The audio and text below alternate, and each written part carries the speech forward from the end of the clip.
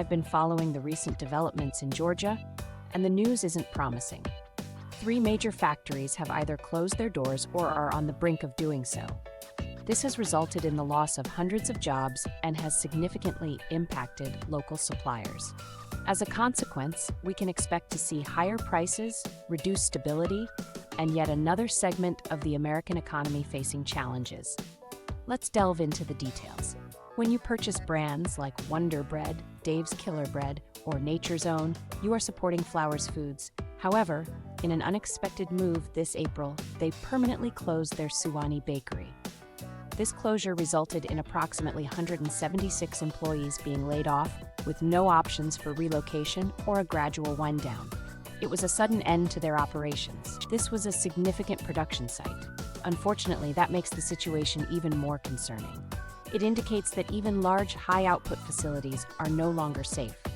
Places that were once considered cornerstones for stable employment are not as reliable now. Late last year, Pepsi discreetly shut down a bottling facility in the metro Atlanta area. This decision was part of a broader corporate strategy to reduce costs.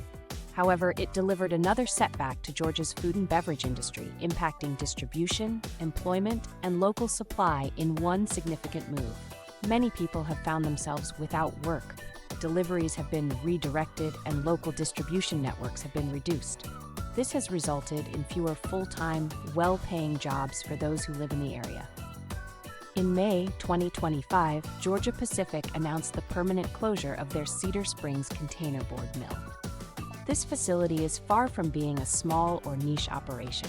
Cardboard boxes, liners, and corrugated board are essential materials used to package and transport a wide range of products, from frozen pizza and cereal to soda. Packaging is crucial for the movement of food products. Disruptions in this sector don't just impact Georgia, they affect the entire supply chain. The closure is scheduled for August, which will result in over 500 people losing their jobs. This comes in addition to the setbacks from Flowers and Pepsi, all occurring within just a few months. These are not temporary layoffs or seasonal downturns, these are permanent departures. In less than a year, Georgia has seen the closure of a bread factory, a soda bottling plant, and a major packaging mill. This isn't an isolated incident, it's part of a larger trend. If this continues, the landscape of the country's food production is likely to change significantly in the near future. People often overlook this crucial aspect. Food production extends beyond the confines of a single facility. It involves numerous small businesses that both supply to and receive from it. A single shutdown can disrupt the entire chain. In short, companies are looking to cut costs. The longer explanation involves several factors. Automation is more cost-effective than employing people. Big brands are aiming to consolidate into fewer, larger, and more efficient facilities, and both packaging and transportation costs have increased. Additionally, demand has decreased from previous levels. In the food industry, where margins are tight, any opportunity to save money is quickly prioritized, even if it negatively impacts workers and local economies. The challenging reality is that these jobs aren't really being replaced. Instead, some companies are moving their production to larger, automated facilities in other states, while others are opting to outsource completely. This shift leads to fewer jobs, reduced local control, and more fragile supply chains. Even when new opportunities arise, they are seldom located in the same town and rarely offer employment on the same scale.